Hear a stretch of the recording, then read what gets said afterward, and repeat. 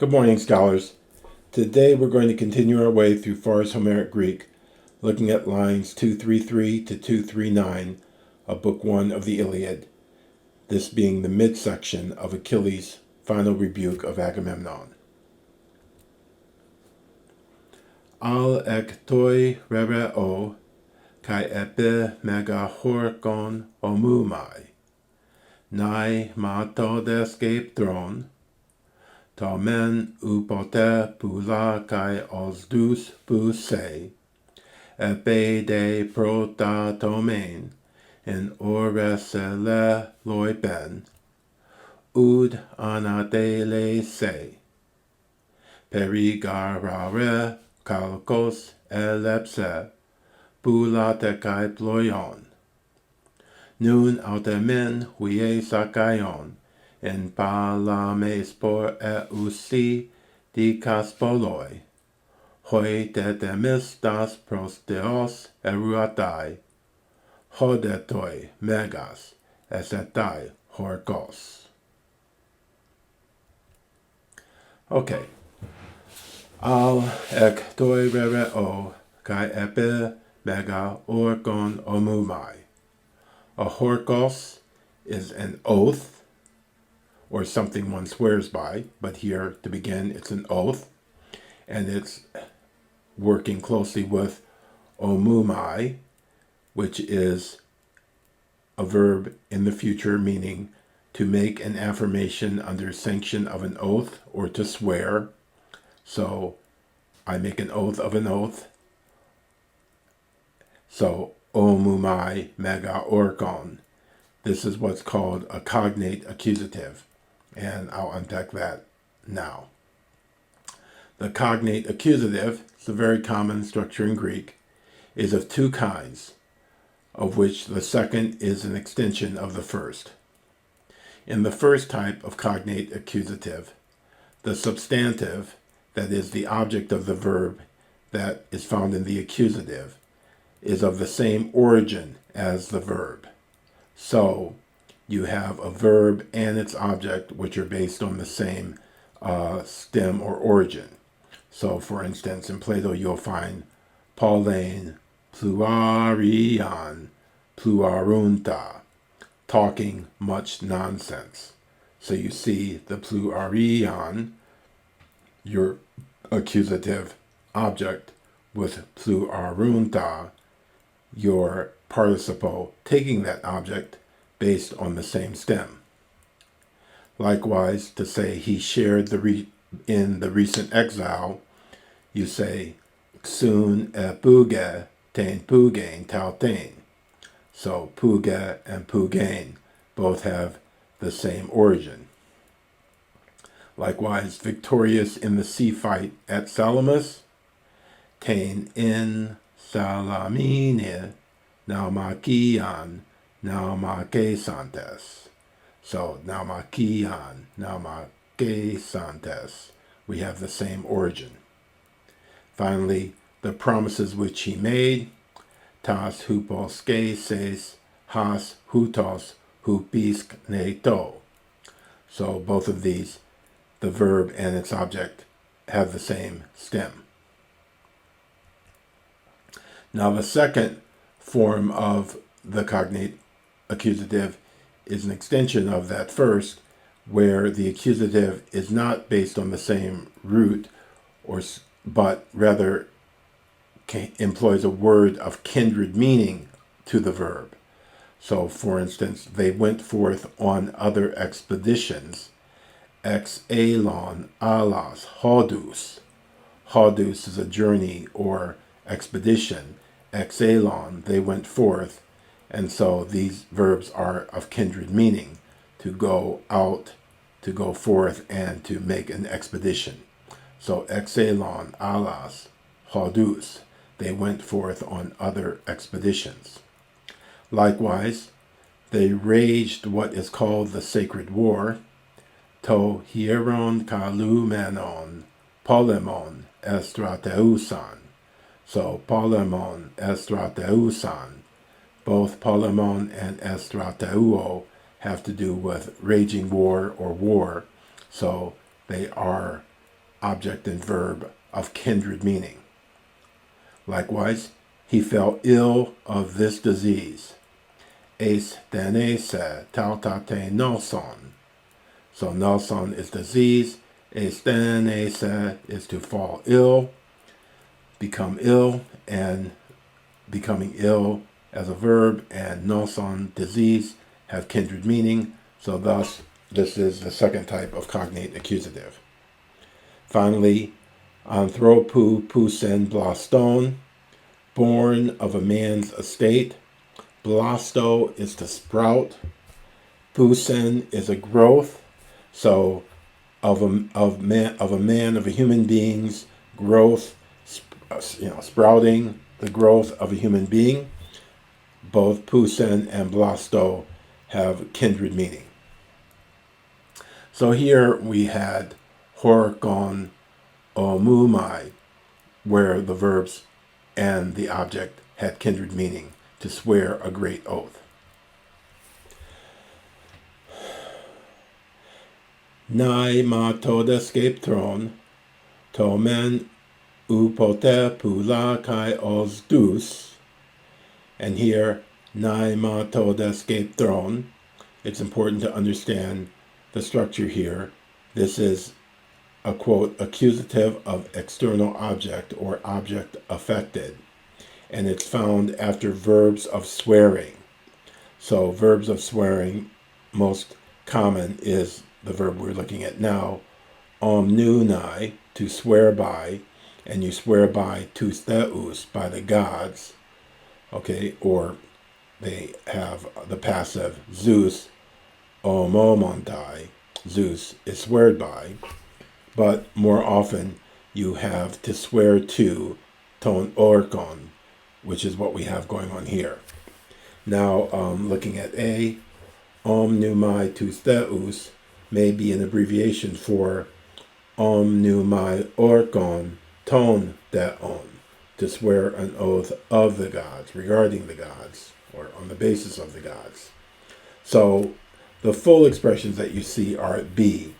The accusative is used with asseverations with the adverbs of swearing, ma, uma, nai, ma, and ne. So to say ne by Zeus, we have ma ton dia, or uma ton dia. But to say yea by Zeus, nai, ma, ton dia, ne, ton dia. So what here we have yea by this here scepter, nai, ma, toda, skeptron. And so what follows here is this very ornate, or not really, it's the description of the origin and history of the scepter and its place in society. So this is quite ornate here, this the way the poet represents the provenance and the purpose and just the power of the scepter that he's swearing by. So nai ma toda skeptron, to men upote pula kai os dus, buse, epe de prota tomen en ores en le loi pen. So pula is plural, neuter from pulon, which means a leaf, to pulon, a leaf, and osdus, masculine, ho osdus, is a branch or a shoot. So you have to imagine he's going back to the origin of the scepter that he holds in his hand, which was formed, created from a branch which grew. So tomen u potepula kai osdus puse, which shall not ever, and puse is future from grow or produce. So which shall not ever produce leaves or branches. Epe de prota tomen en ores leloi pen. So a tome is the stump that's left after cutting the branch or sapling. So you imagine that they went around looking for a branch that was growing very, very straight out of the trunk of a tree and then cut that off from the tree. So, and it left a stump. So, epe de prota domain and oresele loipen. And oresen is dative plural from oros ta, which means mountain. So again, you're getting this very deep description of this journey that was made into the mountains to find the perfect source material to make this very important scepter from. Le loipen is a second perfect from lepo, meaning to leave behind. Epe de prota tomain and oresel le loipen, since that first time or originally it left in the mountains the stump. Ud anatele se, nor has it sprouted, or shall it, future, sprout afresh. Anateleo, anatele se, future. So neither shall it grow, pousse, nor shall it ud anatele se. And then now you have a following gar clause, which explains the reason why it's not going to grow or sprout afresh. Peri gara we kalkos elepse. Peri gara we kalkos elepse. So kalkos is here, it means simply bronze, but we are to think of it as an axe. So, like we even say, or you might archaically, you'll say, he smote him with his steel. Well, here, bronze is used in the same way for the object, i.e. the axe, with which they removed this material for the scepter. So, elepse is from lepo, which means to strip or to peel off. So you imagine them stripping off the leaves and such. And pere is a free-floating adverbial preposition, adverbial all around. So peri gara we wakalkos elepse pula tekai ploi on. Now, so pulon is, as I've said, the leaf, and ploios is the bark. So in these two lines, we pula te ploion, you have an example of the Homeric construction of the whole and the part. So here, we stands for the whole of the thing they cut away, whereas pula and ploion stand for its parts. So we'll see some more examples of this so you can see how this construction of the whole and the part works.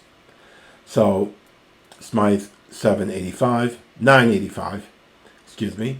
in Homer and later poets, a verb may take two objects, one denoting the person or thing, the other denoting the part especially affected by the action. So this first example is really good.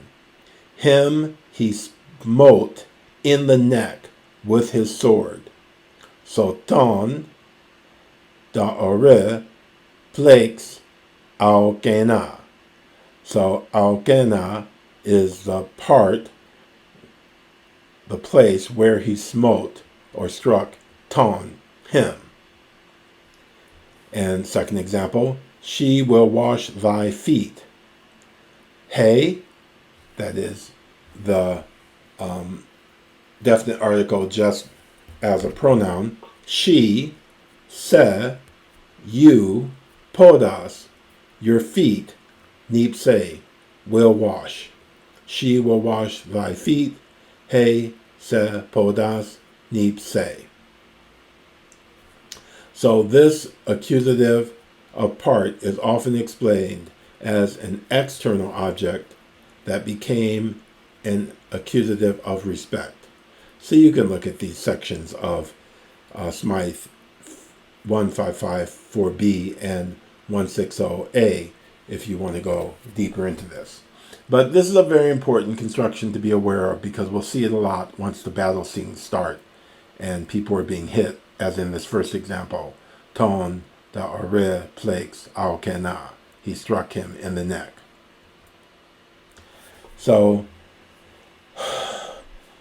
Ud anatele se, perigarare kalkos elepse, pulate kai ployon. Nun altemen hui esakayon.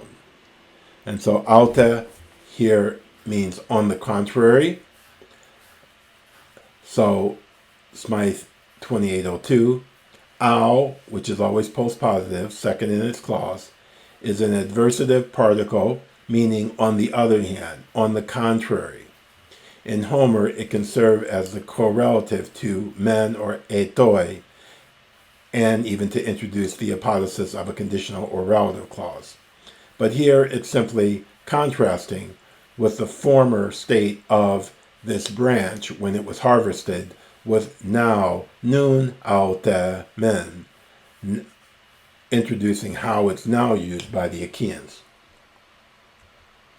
In palames por esu dekaspoloi, hoi tetemestas. So palame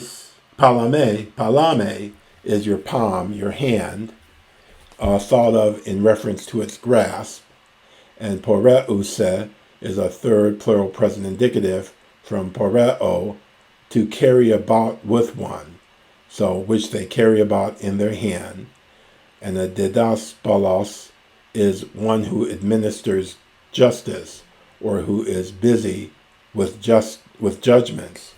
And so dike is the word for a judgment, like dikaiosune, Plato's words for justice. And then themistos, here accusative plural, traditions or precedents. So we're talking about laws that the Greeks conceived as determined by precedent, how things had been done in the past, and preserving traditions. So in palames poreuse dekaspoloi, hoi te temestas,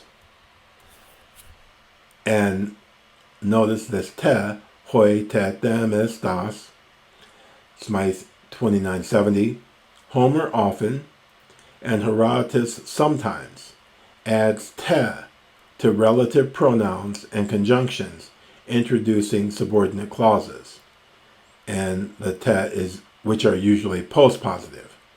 So it occurs after hos, hosos, hoyos, hos, hote, epe, inta, hote, and others. But likewise, looking at the bottom, and this is from Dynaston, Wenzel has pointed out that te often expresses habitual action. And so this is an important understanding to apply here, that Achilles is describing the habitual use that this scepter is put to by hoi te temestas prosteos eruatai ho de toi megas esetai horkos. So eruatai is that strange third plural form that we've talked about earlier, from eruo, to uphold or guard, and pros, deos, in the side of Zeus or before Zeus. And hodetoi megas esetai horkos, of course, esetai is the third singular future from eme, and we see from Smythe the various forms of the future, which are always middle of to be, and also the dialectic forms that often duplicate or double the sigma in Homer and other poetic forms. So this is good to look at, as always, to review your metaverbs. And this is section 768. And horkos, as we said, here is something invoked in sanction of an oath, something by which one swears. So it's very important. I mean, we'll see that there are all types of, depending on what you're swearing and the context and the purpose, you swear by one object or another. And here, the fact, it's not insignificant that Achilles chooses here to make his oath by or with reference to the object that is the instrument of conveying traditional values among the Achaeans. And again, hoidetoi megas esetai horkos. We talked about toi recently, but again, this toi is to be identified with the ethical dative of su. And going down to the middle, because we've already done this, it brings home to the comprehension of the person addressed a truth of which he is ignorant or temporarily oblivious. And it establishes, in fact, a close rapport between the mind of the speaker and the mind of another person. As a natural corollary, toi implies, strictly speaking, an audience, and preferably, owning to the intimacy of the appeal which it suggests, an audience of one. So it's interesting here to wonder the degree to which the poet imagines Achilles to be speaking directly at Agamemnon as the leader, as we'll see when we continue the end of the speech, or whether he's speaking to the Achaeans in general. But the toi expresses or implies that he is really directing his comments specifically face to face at Agamemnon. And again, Homer has this toi over 70 times in his speeches. Okay, so al ektoi rebeo kai epe megahor kono mumai nai matodes scape throne tomen u potepu like os dus puse epe de prota tomen en oresele loi ben ud anatele se perigara reka koselepse pulate kai ployon nun datemen vie sakayon en palames pore use de kaspoloi hoi tetemis das prostiose ruetai hodetoi megas esetai horkos. Okay, there we have the middle bit of Achilles' final rebuke of Agamemnon. We'll be back soon with the end of the speech as well. Okay, so have a good day, keep working hard, and I'll see you again very soon. Bye-bye.